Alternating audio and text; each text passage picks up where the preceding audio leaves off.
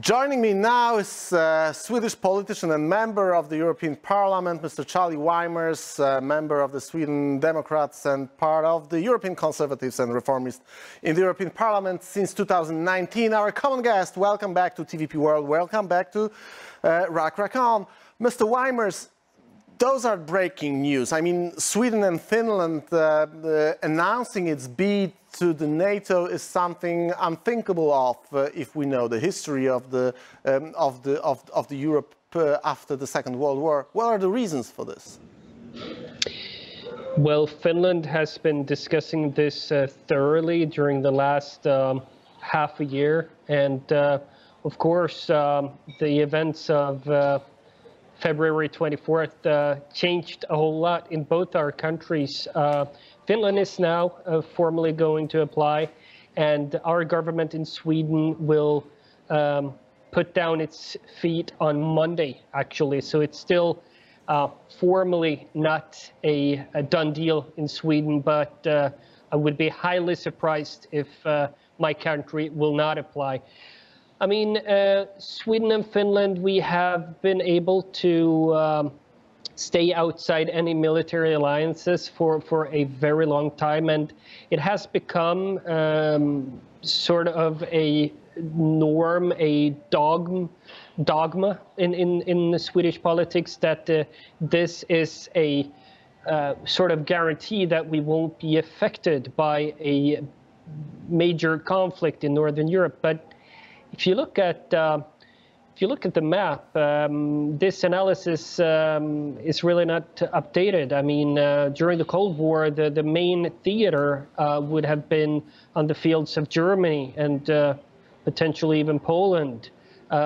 If you look at it today, the Baltic Sea would be the major theater, and the Swedish island of Gotland would be an essential part of that war, either guaranteeing access to the Baltics for NATO or denying access for NATO to the Baltics. So yeah. No matter what is the political situation of, or in terms of the membership or lack of membership in the military alliances, Sweden is going to be a part of this theater anyhow. Actually, it seems that when we've heard the Russian claims that the Gotland Island and the Swedish decision of putting Swedish troops on your own island was recognized by Russia as a threat to Russian security. I mean, this kind of messages influence this Swedish society, Swedish citizens?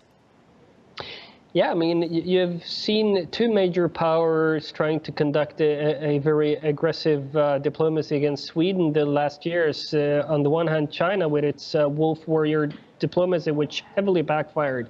And then you have Russia, which has simulated nuclear attacks against Swedish targets on our mainland. Back in 2013, when we did not have troops stationed on the island of Gotland, when our defense was maybe weaker than ever, then they simulated nuclear attacks. So I think it doesn't matter what Sweden does, everything that is not just a waving the white flag before the Russians will be interpreted as a provocation by the Kremlin. That's just the way it is. And I think more Swedes are now realizing that fact, that this will be a belligerent actor in Northern Europe, Russia, as long as it does not do away with its imperial ambitions and end its nostalgia, both for the Soviet Union, for Peter the Great, the Russian Empire. Russia has some history lessons to do. It has to reckon with its own past and realize its role in a modern world. Until that happens, Sweden can only do the right thing, and that is to try to deny Russia any influence outside its borders in Europe. And we do that best, I think, with NATO allies. There is also another very interesting aspect in last hours. The special military alliance, I think we can call it this way, or cooperation, close cooperation between Great Britain, Sweden, and Finland was announced as Boris Johnson was traveling through the Scandinavian peninsula. You were cheering for this alliance on your Twitter feed. Why? Because it allows Sweden and Finland to make a sovereign decision on whether we should join NATO or not. It makes a potential Russian military aggression very unlikely, more unlikely than it was before. So that risk need not be a part of our debate whether to join or not. That is hugely important for the functioning of our democratic process in Sweden, and I highly appreciate the fact that Prime Minister Johnson went to Stockholm and Helsinki to sign these deals with Sweden and Finland. It once again shows the commitment to freedom and security of the United Kingdom. Mr. Weimers, there's also another aspect I'd like to hear a comment on this thing. When we go back in last 80 days, let's put it this way, we've heard that the reason for which Vladimir Putin decided to wage this war that he calls special military operation, the reason was that the NATO borders approached Russia and posed a threat to Russia in that way. Well, after those 80 days, we got more NATO countries coming close to the Russian borders. It's exactly opposite to what he expected. What is your take on this situation? Well, Russia is basing its foreign policy on an ambition to create spheres of interest and to really unlock its own potential for expansionism together with China in Asia, and to end the Pax Americana, if you will.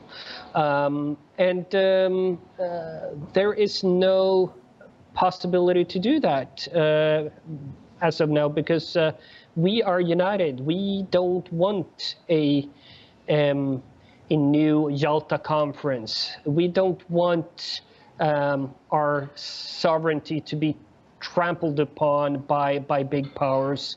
The United States recognize that. Russia does not recognize that. And that's the reason why so many independent states want to side with the United States, because that partnership allows our countries to be free. We are free to say whatever we want about the United States president, about United States politics. Would we be free under a so-called partnership with Russia to say whatever we want about President Vladimir Vladimirovich Putin? No, we wouldn't. Yeah, that's a rhetorical question. Mr. Weimers, if you got 2 more minutes, I'd like to ask you one more final question. The question Sure. of the situation in Europe right now. We do have a war situation on the borders of Europe. And in the meantime, while the energy issues are in the very center of the idea of building a European federation, or it used to be before this war began, many observers thought that the war and the Russian gas in the context of this war will turn this idea upside down. No one will think about building the future of Europe on Russian gas, Europe as a federation. But it doesn't look like the thing changed. It looks like the Euro-federalists decided to put the pedal to the metal and go forward. What's your assessment of this situation? I think when it comes to energy, I think, I mean, there are some stumbling blocks there before we reach energy independence, and countries such as Hungary are trying to prolong the transition period, and that is, in my eyes, saddening and problematic. I hope that we are able to get past that and to really stop buying Russian gas and oil once and for all. I think then when we have done that, each member state needs to look at its own energy capacities and to really take the historical responsibility to become energy independent. And I don't think we need Brussels to dictate what kind of energy we should use in order to accomplish that. However, that is the case, and whether we will succeed or not will depend upon whether Brussels allows for and promotes a nuclear power as part of the solution to this. I mean, on the other hand, we now see EU centralists trying to use this situation to promote more power transfers to Brussels. Ursula von der Leyen, she's talking about ending the unanimity rule on security and foreign policy issues. Very problematic, because it would then make it possible for Brussels to pursue policies in direct conflict with national interests of a minority of the member states, and I think that is a recipe for division in the future. So. And I'm very happy to see that 13 member states have really resisted that in the non-paper that was published the other day. So